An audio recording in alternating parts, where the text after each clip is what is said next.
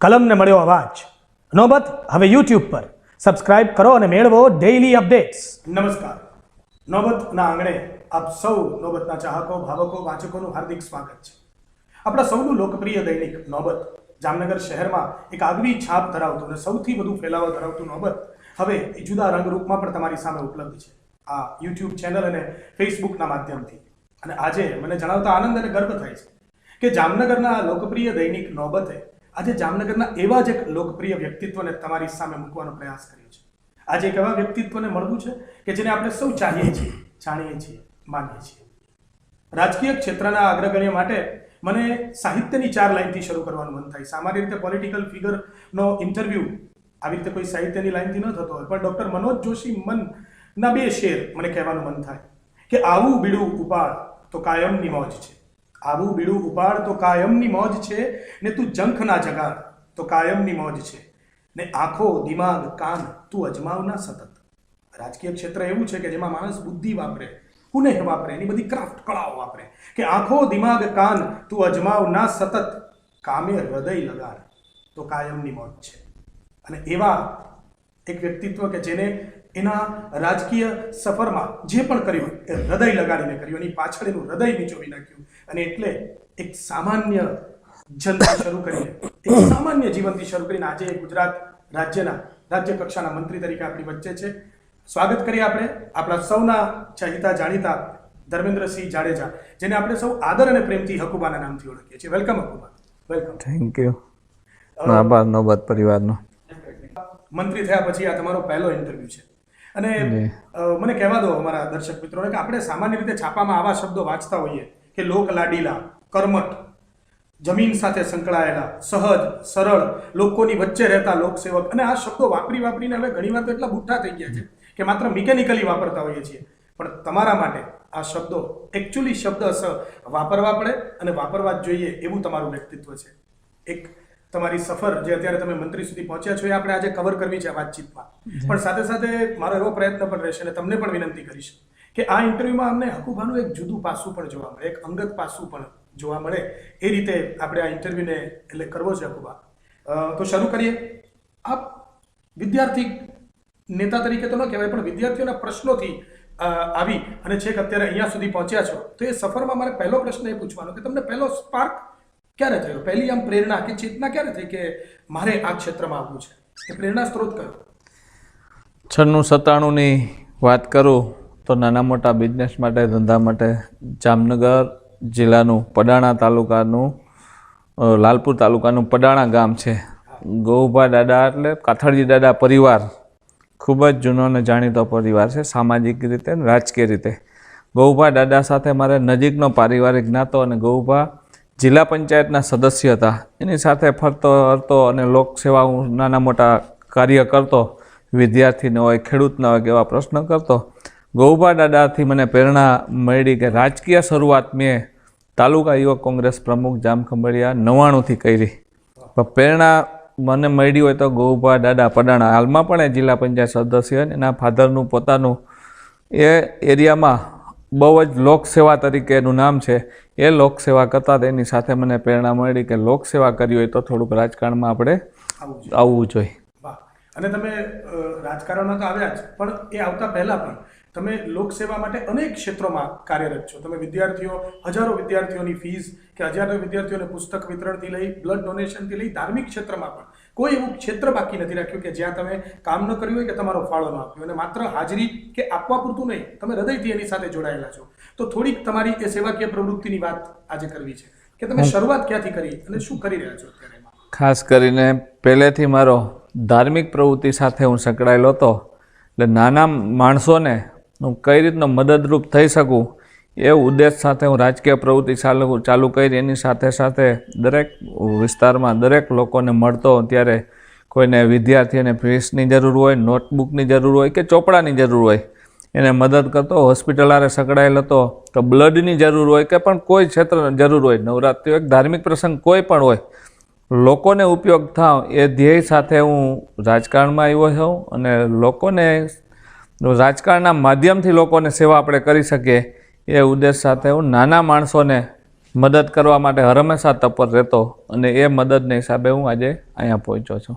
એ તો અકુબા ઉદાહરણ જ છે, બધા જોવે જ છે.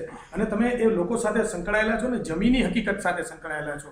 મને દર્શકોને કહેવા દો કે ઇવન આજે આ ઇન્ટરવ્યૂ આપવા પણ મંત્રીશ્રી કોઈ મોટી ગાડીમાં નથી આવ્યા, પોતે એક્ટિવા લઈને આવ્યા છે. આટલી સહજતા, આટલી સરળતા, અકુબા એ પ્રયત્નપૂર્વકની છે કે આમ નેચરલ આટલી સરસ રીતે આવે છે? મેં રાજકીય પહેલાં મને એમ હતું કે તાલુકા લેવલનું કરું, પણ લોકોએ જે મને પ્રેમ આપ્યો જિલ્લા લેવલનું, જિલ્લાની સેવા કરવાની, પછી રાજ્યમાં એમ કે ધારાસભ્ય એટલે રાજ્યનો ધારાસભ્ય કહેવાય. પહેલાં જિલ્લા પંચાયત સભ્ય હોય તો જિલ્લાનો સભ્ય કહેવાય ને, ધારાસભ્ય એટલે રાજ્યનો.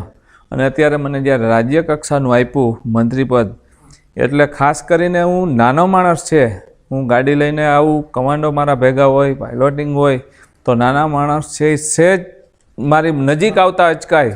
એટલા માટે 100% પ્રોટોકોલ એવા પ્રોગ્રામ હોય, આવો હોય ત્યાં ગાડીનો ઉપયોગ કરીએ, કમાન્ડોનો ઉપયોગ કરીએ, પણ સરળતાથી લોકોને એવું ના લાગે કે આની પાસે અમારે કેમ પહોંચવું. એટલા માટે ખાસ કરીને હું એક્ટિવા લઈને લોકોની વચ્ચે રહેવા માગું છું અને ભગવાનને પણ પ્રાર્થના કરું છું કે હું આમાં આ જ રીતે મારું જીવન છે પ્રસાર થાય અને નાના માણસોને ઉપયોગ થઈ શકું. એ ઉદ્દેશ સાથે ખાસ કરીને હું એક્ટિવાથી લોકોની વચ્ચે રહેવા માગું છું કે કોઈ પણ માણસ અચકાય નહીં મારી પાસે પહોંચવા સુધી. ના, એ તો તમે ભગવાનને પ્રાર્થના કરો ને અમે પણ આ વિસ્તારના લોકો પણ ઈચ્છીએ કે અમારા મંત્રીશ્રી આટલા જ સરળ અને અમને ઇઝીલી મળે. વારે સાંજે તમે તળાવની પાળે આમ આંટો મારવા નીકળો તો પણ આપ મળી જાવ છો, જ્યારે જામનગરમાં હો ત્યારે. ના, કાલે પણ હતો. કેટલા લોકો, કોઈ કમાન્ડો ગાડી કે નહીં, તળાવની પાળે કેટલા લોકો સંખ્યામાં મળ્યા મને. અને આ જ રીતનું વર્તન આપનું રહે કે એ હું પણ અમે ભગવાનને હું કાંઈ ભગવાન છે પ્રાર્થના કરીએ કે હું કાયમી માટે જામનગર આ રીતે રહી શકું. ખૂબ જ મોટી વાત કરી છે. આજના યુગમાં અને આજના સમયમાં જ્યારે એક જુદું કલ્ચર જ્યારે ઉપસી રહ્યું છે, ત્યારે આટલી સહજ, સરળ અને સાદગીથી આપ જે લોકો વચ્ચે ઇઝીલી એક્સેસિબલ રહો છો, લોક પ્રતિનિધિ તરીકેની જે તમારી આ જવાબદારી તમે ગંભીરતાથી સમજો છો, બહુ સરસ વાત છે. અને હવે એક બહુ અત્યારે જે ચર્ચાતો વિષય છે કે પક્ષના બદલા બહુ થઈ રહ્યા છે, ત્યારે તમે પણ રાજકીય કારકિર્દીની શરૂઆત કોંગ્રેસ પક્ષથી કરી, એની થોડી વાત કરીને પછી ભારતીય જનતા પાર્ટીમાં આપ આવ્યા, તો એ પ્રોસેસ તમે બહુ જુદી પ્રોસેસ કરી. બીજા રાજકારણીઓ તો કદાચ પ્રેરણા લેવી જોઈએ, એટલી સરસ રીતે તમે એ પ્રોસેસ કરીને આવ્યા, તો એની વાત થોડીક શેર કરો. હું ખાસ કરીને 99માં તાલુકા યુવક કોંગ્રેસ ખંભાળિયા પ્રમુખ બન્યો, 2002માં જિલ્લા યુવક કોંગ્રેસ બન્યો જામનગર અને દેવભૂમિ, ત્યારે સાથે હતો. 2005માં જિલ્લા પંચાયત વાડીનાર સીટ ઉપરથી હું લડ્યો અને જંગી બહુમતીથી ચૂંટાણો. 2009માં જિલ્લા કોંગ્રેસના કાર્યકારી પ્રમુખ બન્યો. 2010માં પાછો જિલ્લા પંચાયતનો સદસ્ય બન્યો. 2012માં કોંગ્રેસની ટિકિટ ઉપર જામનગરનો ધારાસભ્ય બન્યો. 2012 પછી મારે થોડી કોંગ્રેસની મોટી અંદરોઅંદરની લડાઈ, બીજું જ્યારે પણ ભારતીય જનતા પાર્ટીના મિનિસ્ટરને મળ્યો હોય, લોકકામ માટે મળ્યો હોય, ત્યારે હંમેશા મને એને સપોર્ટ આપ્યો છે. ભારતીય જનતા પાર્ટી કોઈ પક્ષાપક્ષીથી દૂર રહી અને લોકોના કાર્ય, હોસ્પિટલનો મુદ્દો હોય કે બીજા મુદ્દા હોય કે ગ્રાન્ટની વાત હોય, ત્યારે હું ગયો છે, ત્યારે તમામ મંત્રીશ્રીએ સપોર્ટ મને આપ્યો હતો. અને પછી કોંગ્રેસની અમારી આંતરિક લડાઈ એ જગજાહેર હતી, એના હિસાબે હું થાકી અને ભારતીય જનતા પાર્ટીમાં હું જોડાણો હતો. એમ કે ત્યારે જોડાવું ના જોડાવું એ કંઈ મનથી નક્કી એવું નહોતું કર્યું, પણ લોકોની રાય મેં વોડે જઈ મારા વિસ્તારના લોકોની રાય લીધી કે મારે શું કરવું જોઈએ. દરેક વોર્ડમાં હું 15 દી મહિનો દિવસ ફર્યો. પછી છેલ્લે ઓસવાળ સમાજમાં પણ હજારોની સંખ્યામાં મારા તમામ સમાજના લોકોને અને કાર્યકરોને મેં બોલાવ્યા હતા કે આપ આખરી નિર્ણય તમે આપો, એ પ્રમાણે લઈ એમાંથી જામનગર સિટી, દેવભૂમિ દ્વારકા હોય કે જામનગરના તાલુકાના દરેક લોકોની રાય લઈ અને પછી એને કીધું કે ભારતીય જનતા પાર્ટીમાં જોડાઓ, અથવા તમે જે નક્કી કરો એમાં અમે સાથે છે. પણ મારો ઉદ્દેશ્ય હતો કે લોકોના કાર્ય, દેશમાં જ્યારે વડાપ્રધાન નરેન્દ્રભાઈ મોદી વિકાસની રાજનીતિ ઉપર હાલતા હોય, અમિતભાઈ શાહ, વિજયભાઈ રૂપાણી, નીતિનભાઈ, પ્રદેશ પ્રમુખ જીતુભાઈ, વિકાસના પંથ ઉપર જે લોકો વચારે રહે છે, એટલા માટે મેં ભારતીય જનતા પાર્ટી ચોઈસ કરી કે વધુમાં વધુ લોકોના કામ થઈ શકે. અને તમે જે પ્રોસેસ કરી એ બહુ ઇમ્પોર્ટન્ટ હતી કે તમે સીધો નિર્ણય ના લઈ લીધો. વોર્ડે તમે ગયા, તમારા મતદારોને, તમારા વિસ્તારના લોકોને, કાર્યકરોને પૂછ્યું, ને પછી તમે જે રહી ગયા હોય, હજી પણ કોઈ તમને જો રહી ગયું હોય, તો તમે ઓસવાડ સેન્ટરમાં બહુ મોટું સંમેલન કર્યું, હજારોની સંખ્યામાં લોકો ઉપસ્થિત રહ્યા, અને પછી તમે નિર્ણય એ બધાની વચ્ચે પૂછી અને લીધો. એ નિર્ણય લીધો એનો લોકોએ મને આ બધાએ જોઈ શક્યો છે કે 2012માં હું 11,000થી જીતતો હતો, અને 2017માં લોકોનો એટલો પ્રેમ હતો મારા ઉપર કે 41 થી 42,000ની લીડથી હું ચૂંટાયો કે લોકો હંમેશા મારા સાથે રહ્યા છે, મને પ્રેમ આપ્યો છે. અને એ પ્રેમને હિસાબે અવળી લીડ જોઈને રાજ્ય સરકારે કે આ વધુ લોકોના કાર્ય કરી શકે એટલા માટે મને આજ રાજ્યમંત્રી બનાવ્યો, એ લોકોના પ્રેમના હિસાબે. પછી જામનગર જિલ્લો હોય, દેવભૂમિ દ્વારકા જિલ્લો હોય કે જામનગર શહેર, દરેક સમાજ એવું માની શકે કે આ અકુભા છે માત્ર રાજપૂત સમાજને નથી, દરેક સમાજ એમ કે આ નેતા અમારા છે અને વર્કર છે. એટલા માટે લોકોએ મને પ્રેમ આપ્યો છે. એ પ્રેમના હિસાબે આજે હું દરેક સમાજનો આભારી છું કે મને રાજ્ય કક્ષામાં મંત્રી પદ મળ્યું. અકુભા, તમે જે રીતે બધા વચ્ચે રહ્યો છો ને દરેક પ્રસંગે તમે હાજર હો છો, પ્રત્યક્ષ કે પરોક્ષ રીતે તમારા મતદાન વિસ્તારમાં, તો કોઈ તમે MBA ની ડિગ્રી લીધી છે? કારણ કે તમારું જે મેનેજમેન્ટ છે કે જે સરસ રીતે તમે ગોઠવ્યું છે, લગભગ રાજકીય લોકોએ આમાંથી પ્રેરણા લેવી જોઈએ કે હોસ્પિટલમાં જાય ત્યાં પણ તમારું નેટવર્ક હોય કે તમારો કોઈ ને કોઈ વ્યક્તિ હોય, કોઈ જરૂરિયાતને મદદ કરવા માટે, જામનગરમાં કોઈ સારો નરસો પ્રસંગ હોય કે કોઈ પણ માણસને કાંઈ જરૂરિયાત હોય, તમારા સુધી વાત પહોંચે તો તમારી ત્યાં કોઈ પણ રીતે હાજરી થઈ જાય છે. તો એ નેટવર્ક તમે કઈ રીતે એ આપોઆપ જ ગોઠવ્યું પુણેથી કે કઈ રીતે? મેં હંમેશા જ્યારે રાજકીય રીતે આવ્યો એની પહેલાં હું દરેક સમાજનો, દરેક લોકોની કદર કરું છું. કે નાનો હોય તો હું 2 નામથી બોલાવું છું, એને ભાઈ તરીકે બોલાવું છું. ક્યારેય મારાથી નાનો હોય એને મેં નાનો ક્યારેય નથી લખ્યો. અને મારા માટે દરેક સમાજ મારી સમાજ છે એ ઉદ્દેશ. બીજો ખાસ તમને હું દાખલો એટલા માટે આપું, પ્રેરણા બીજી લેવા જઈ કે હું 4 ચૂંટણી લડ્યો છું. 2 જિલ્લા પંચાયત લડ્યો અને 2 ધારાસભા લડ્યો. પહેલી વાર જિલ્લા પંચાયતમાં મારી સામે PS જાડેજા, અત્યારે દેવભૂમિ દ્વારકાના અત્યારે પંચાયતના ઉપપ્રમુખ છે અને કાર્યકારી જિલ્લા પંચાયત પ્રમુખ છે, જિલ્લા કોંગ્રેસ પ્રમુખ છે, યાર્ડના ચેરમેન છે. એ અમે 2 લડ્યા, એ મારા અંગત મિત્ર. બીજી વાર નાનભા લડ્યા, એ પણ મારા અંગત મિત્ર. ત્રીજી વાર ધારાસભા મુળુભાઈ બેરા લડ્યા, એ પણ મારા અંગત મિત્ર. ચોથી વાર જીવણભાઈ ચૂંટણી લડ્યા, એ પણ મારા અંગત મિત્ર. ચાલુ ચૂંટણીએ પણ હું બધા યારે વાતચીત કરતો હતો. લોકો ચૂંટણી જ્યારે હામાં લડતા હોય તો એકબીજા આમ આડાવરા હાલતા હોય, એના બદલે જ્યારે ચૂંટણી ચાલુ હતી ત્યાં સુધી દરેક ચૂંટણી હું જીતો ત્યારે આ 4 ને એમ કીધું કે હું તમારું મોં મીઠું કરીને તમારા આશીર્વાદ લઈને પછી હું છૂટો પડી. અને એ પણ બધા મારો રિઝલ્ટ આવ્યું, પછી મેં મોં મીઠું એવું કરાવ્યું અને એના આશીર્વાદ લઈને પછી હું છૂટો પડ્યો છું. એટલે રાજકીય રીતે દરેકને મેં પ્રેમ આપ્યો છે, દરેક સમાજને પ્રેમ આપ્યો છે. એક રાજકારણનો એક ભાગ છે, ચૂંટણી લડવાનું હોય છે, પણ ચૂંટણી પૂરી થાય એટલે મારા છે દરેક લોકો મારી પાસે આવ્યા એના મેં કામ કર્યા છે. ખૂબ જ સરસ વાત તમે કરી કે તમારી સામે પણ રહીને પ્રતિસ્પર્ધી લડ્યા હોય એની સાથે પણ તમે મનમાં ક્યારેય દ્વેષ કે વેર નથી રાખ્યો, મિત્રતા રાખી છે, એનું કામ કર્યું છે. આ જે આંતરિક શક્તિ છે એ મારું એવું માનવું છે કે સ્પિરિચ્યુઆલિટી, ધર્મથી આવે, ધાર્મિકતાથી આવે. તો ઘણા બધા દર્શકો અને પ્રેક્ષકો જે તમને ઓળખે છે એને ખ્યાલ હશે, ઘણાને નહીં ખ્યાલ હોય. તમે અત્યંત ધાર્મિક માણસ પણ છો અને તમે વર્ષ દરમિયાન તમે શિવ ભક્ત છો, તો થોડી એ વાત અને તમે જે અનુષ્ઠાન કરો છો એની વાત પણ કરો અમારા પ્રેક્ષકોને. ખાસ તો માણસને 84 લાખ યુની પછી મનુષ્ય અવતાર મળ્યો હોય છે.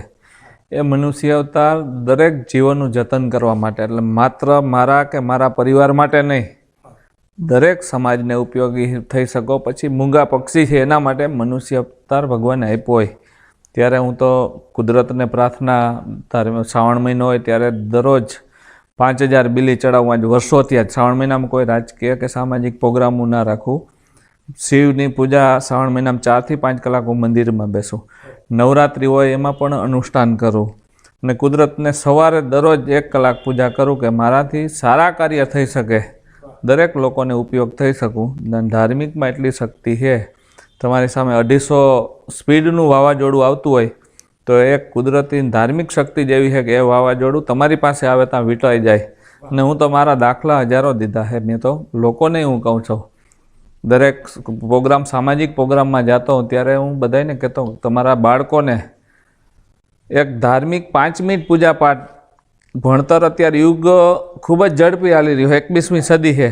લોકો અત્યારે 2 પાછળ દોડે છે, એક પૈસા કમાવા અને એક બાળકને ભણાવવા. એ જરૂરી છે, પણ એની સાથે સાથે સમાજનો વારસાનો ઇતિહાસ બાળકને હોવો જોઈએ સાથે, અને 5-10 મિનિટ પૂજાપાઠ કરાવવી જોઈએ. અને જેમ કોઈ ધર્મ હોય એમાં બધા ધર્મ આવી જાય. અને હું તો એમ કહું છું જે માણસ 5-10 મિનિટ પૂજા કરશે ને એ ખોટું કર્યા પહેલાં 10 વાર વિચારશે. એક તો એ નહીં થાય, સવારથી સાંજ સુધી એને એટલી ઉર્જા રહે, સારા કાર્ય એની થઈ શકે. એ ઉદ્દેશ સાથે હું ખાસ ધાર્મિકમાં અકુભાઈ સાવ જુદું જ પાસું સામાન્ય રીતે કોઈ રાજકીય વ્યક્તિ પાસેથી ન સાંભળવા મળે એવું તમારું આજે અમને જાણવા મળી રહ્યું છે અને ખૂબ મજા આવી રહી છે. આ સ્પિરિચ્યુઅલ ઉર્જા સાથે, આ સરળતાથી, આ સહજતાથી તમે જે કામ કરી રહ્યા છો બધા વચ્ચે, ને તમારી સફર હવે એવા મકામ પર છે, મને ચોક્કસ ખબર છે કે આ એક મકામ છે, પડાવ છે, અંત નથી કે તમે હવે મંત્રી થયા છો. તમે ગુજરાત સરકારમાં અત્યારે નાગરિક પુરવઠા, કુટીર ઉદ્યોગ અને ગ્રાહક સુરક્ષાના મંત્રી થયા છો. ત્યારે આ મંત્રાલય લોકોને સ્પર્શતા, ડાયરેક્ટ સ્પર્શતા મંત્રાલયો છે, ત્યારે તમે શું યોજના કરી છે, એમાં કઈ રીતે આગળ કામ કરી? ખાસ તો કરીને હું પ્રથમવાર જ્યારે મંત્રીમંડળમાં આવતો હોય ત્યારે હું દેશના જાબાજ આપણા જે વડાપ્રધાન કહેવાય નરેન્દ્રભાઈ મોદી સાહેબ, રાષ્ટ્રીય ભારતીય જનતા પાર્ટીના પ્રમુખ અમિતભાઈ શાહ, રાજ્યના યશસ્વી મુખ્યમંત્રી વિજયભાઈ રૂપાણી સાહેબ, ડેપ્યુટી મુખ્યમંત્રી નીતિનભાઈ અને પાર્ટીના પ્રદેશના અધ્યક્ષ જીતુભાઈ વાઘાણી, એનો આભાર માનીશ કે મને છેવાડાના માનવી સુધી પહોંચવાની તક આપી અને ડિપાર્ટમેન્ટ બધા સારા આપ્યા. ડાયરેક્ટ લોકોની તમે સેવા કાર્ય કરી શકો એના માટે હું દરેક, મારો વિસ્તાર છે, મારા જન્મભૂમિ દેવભૂમિ દ્વારકા અને કર્મભૂમિ જામનગર, એ લોકોને તો ખૂબ જ ઉપયોગી થઈ શકે. પણ સાથે સાથે ગુજરાતના, હવે હું જે મારું લિમિટ પહેલાં જામનગર હતું, હવે આખું ગુજરાત છે મારા માટે, બધા સરખા. એટલે છેવાડાના માનવી સુધી ત્રણેય મારી પાસે ડિપાર્ટમેન્ટ એવા છે કે ડાયરેક્ટ તમે લોકોને ઉપયોગી થઈ શકો. ને આગામી દિવસોમાં આપ પણ જોશો કે હું એ શક્તિ મને ભગવાનને માતાજી આપી છે કે દરેક લોકોને, નાનામાં નાના માણસ સુધી, છેવાડાના માનવી સુધી મારા ડિપાર્ટમેન્ટથી થકી હું ઉપયોગ થવાનો પ્રયત્ન કરીશ. તમે એક સરસ વાત કરી કે હવે માત્ર જામનગર કાર્યક્ષેત્ર ના રહ્યું પણ ગુજરાત આખું તમારું કાર્યક્ષેત્ર થયું. છતાં સાથે સાથે પાછું એ અમને જામનગર વાસી તરીકે પૂછવાનું મન થાય કે તો તમે જે જેટલા સરળતાથી, સહજતાથી અમને અત્યારે મળો છો, એટલા જ મંત્રી થયા પછી મળશો ને? 100% હું મળીશ. હું એકવાર અઠવાડિયામાં એકવાર ફિક્સ નહીં કરી શકું, પણ આગલે દિવસે મારી ઓફિસે 15,000 થી 20,000 લોકોના મોબાઈલ નંબર અમે પ્રોગ્રામ હોય તે કરીએ, એટલે દરેક લોકોને કે આગલે દિવસે આવવાની SMS દ્વારા અને મીડિયાના માધ્યમ દ્વારા દરેક લોકોને હું સંતોષ થાય એવા મારા પ્રયત્ન હશે. આગામી દિવસોમાં લોકસભાની ચૂંટણી પૂરી થાય પછી તાત્કાલિક વોર્ડે વોર્ડ મિટિંગ લેવાની છે દરેક વોર્ડમાં, અને જામનગર અને દેવભૂમિમાં તાલુકા સુધી લોકોને પહોંચીને દરેક લોકોને ઉપયોગ થઈ શકું એ હું પ્રયત્ન કરવાનો છું. અને સરળતા પહેલાં જે મળી શકતો એ જ રીતનું લોકોની વચારે રહી. અત્યારે ઘણું કેવું વહેલું છે, પણ વરસ દી પછી આપણે પાછા આ ટાઈમે મળશું ત્યારે હું નહીં કહું, લોકો આપને કહેશે કે યોગ્ય વ્યક્તિને આપ્યું અને દરેક લોકો માટે અમારા છે અને સામાન્ય લોકોને પણ ઉપયોગ થઈ શકે એ મારા પ્રયત્ન હશે. વાહ, ખરેખર ખૂબ જ ઉમદા વાત તમે કરી. કારણ કે સામાન્ય લોકો છે ને, એ રાજકારણીઓ માટે એવા જોક્સ બનાવતા હોય, મજાક કરતા હોય કે 5 વર્ષે એકવાર દેખાય, ત્યારે તમે તો લગભગ દિવસમાં 5 વાર અમને મળો છો. ત્યારે હવે પણ એ રીતે જ મળતા રહેશો. અને હવે થોડી તમારી અંગત બાજુની વાત કરીએ, એક સૌ જુદી રીતે ઇન્ટરવ્યુનો એવો દોર કરીએ કે જેમાં હું તમને થોડાક અંગત જીવનના એક શબ્દમાં મને એના જવાબ જોઈએ છે એવા સવાલો પૂછીશ કે અમે અકુબાને જુદી રીતે ઓળખી શકીએ, થોડાક તમારા બીજા પાસાને જાણીએ. તમારું પ્રિય ભોજન કયું? મારું પ્રિય ભોજનમાં તો મેથીનું શાક, બાજરાનો જુવારનો રોટલો અને દહીંની તીખારી. પ્રિય ભોજન મને સાદું. અકુબા જાડેજા મંત્રીશ્રીને ફરવા જવું હોય તો ક્યાં જવું ગમે? પ્રિય સ્થળ? પ્રિય સ્થળ મારું હરિદ્વાર. હું વર્ષ દરમિયાન ફેમિલી સાથે હરિદ્વાર જાઉં. હરિદ્વારનું વાતાવરણ એટલે મને પ્રિય સ્થળ. મને ક્યાંય છૂટી મળે 8-10 દિવસની તો પહેલી ચોઈસ હું હરિદ્વારની કરું. અને તમને વોટ યુ લવ, પ્રેમ કેને કરો? કોઈ એક શબ્દમાં, કોઈ એક જગ્યા, વ્યક્તિ કે કેવું પડે તો વોટ યુ લવ? અત્યારે મારા મધર હયાત નથી, મધર ગુજરી ગયા. મધરને હું એટલો પ્રેમ કરતો હતો ને મધર મને એટલો પ્રેમ કરતા હતા કે રાત્રે એ હું રાજકારણમાં હોઉં, એ 2 વર્ષ થયા મારા મધર માતાજી ગુજરી ગયા એને, કે રાજકારણમાં ક્યારે 10 વાગે, 11 વાગે, 12 વાગે, 1 વાગે, 2 વાગે જાઉં ત્યાં સુધી માતાજી જાગતા હોય કે હજી કેમ આવ્યો નથી, હજી કેમ આવ્યો નથી. હવે એ મને એનો અહેસાસ થાય છે કે મારા મધર અત્યારે નથી. એટલે મારો એ સવાલ હવે ચાલ્યો ગયો કે તમે શું મિસ કરો છો જીવનમાં, એ તમે કહી દીધું. પણ અકુબા જાડેજાને શું ન ગમે? What you hate? મને અહમ એક તો નથી ગમતો કે મને માતાજીને હું પ્રાર્થના એવી કરું કે મને ક્યારે અહમ ના આવે. અને હું કે નાનો કાર્યકર હતો અથવા સામાન્ય હતો, અત્યારે હું મંત્રી બની ગયો છું તો મારે આમ પ્રોટોકોલમાં રહેવું જોઈએ, આમ પ્રોટોકોલમાં રહેવું જોઈએ, આ માણસ સારે ના મળવું જોઈએ, લોકોને ઘેરામ ના જવું જોઈએ. એ અહમ મને દૂર રહે એવી ખાસ તો હું ભગવાનને પ્રાર્થના કરું કે અહમ મને નથી ગમતો જરાય. અને જો ઈશ્વર તમને તક આપે કે તમે બીજું કોઈ વ્યક્તિ થઈને જીવવાનો એક દિવસ આપે, અકુબા સિવાયને કયા વ્યક્તિ થવાનું તમે પસંદ કરો? મને તો બીજી કોઈ તક આપે તો હું તો શિવના મંદિરમાં બેસવાનું પહેલું ચોઈસ કરું. અને જ્યારે મને તક મળે ત્યારે મંદિરમાં, અહીંયા સામે ટાઉન હોલ એક મંદિર છે બદ્રી કેદારનાથ, જ્યારે પણ મોકો મળ્યો અથવા ઓલું મળ્યો તો ભગવાનની સેવા કરવી. હું વર્ષ દરમિયાન એટલા હવન કરતો હોઉં છું, એટલા અનુષ્ઠાન કરતો હોઉં છું. તક મળી ત્યારે વધુમાં વધુ ધાર્મિક સાથે જ જોડાઈને રહું છું વધુમાં વધુ. તો તમને કોઈ એક ધાર્મિક બીજા વ્યક્તિ થવાનું ગમે? વાહ, ખૂબ જ મજા પડી અકુબા. એકદમ નોબતના આ પ્રેક્ષકો અને આ યુટ્યુબના ચેનલના માધ્યમથી માત્ર નોબત નહીં, હવે તો સમગ્ર જગ્યાએ એક તમારું જુદું પાસું અમને જાણવા મળ્યું. નોબત તમારો આભાર માને છે અને જામનગર, સમગ્ર જામનગરના તમારા વિસ્તાર વતી, હવે તો ગુજરાત વતી અમે સૌ તમને શુભેચ્છા આપીએ કે તમે તમારા ધ્યેયમાં, તમારા જે કાર્ય કરવા તમે જે માગો છો, જે કાર્ય તમે એકદમ નિખાલસતાથી અત્યારે કહ્યું કે આ કરવા માગું છું, એમાં સફળતા આવે. ખૂબ ખૂબ શુભેચ્છા નોબત અને સમગ્ર ગુજરાત વતી. થેન્ક યુ નોબત પરિવારનો હું આભારી છું અને દર્શકોનો પણ આભારી છું કે મારા આપના માધ્યમ દ્વારા જે મારે લોકોને મેસેજ પહોંચાડવાનો હતો એ લોકોને હું પહોંચાડી શક્યો. અને જ્યાં પણ ભગવાનને હું પ્રાર્થના કરું કે એમાં હું સાર્થક થાવ. થેન્ક યુ, નોબતનો આભાર પરિવાર. તો દર્શક મિત્રો, કેવી લાગી આ મુલાકાત? આવા જ અનેક અલગ અલગ વ્યક્તિત્વને મળવા અને ન્યૂઝ ફ્લેશ રેગ્યુલર મેળવવા માટે તમે લાઈક કરો, સબસ્ક્રાઇબ કરો નોબત ફેસબુક અને યુટ્યુબ પર.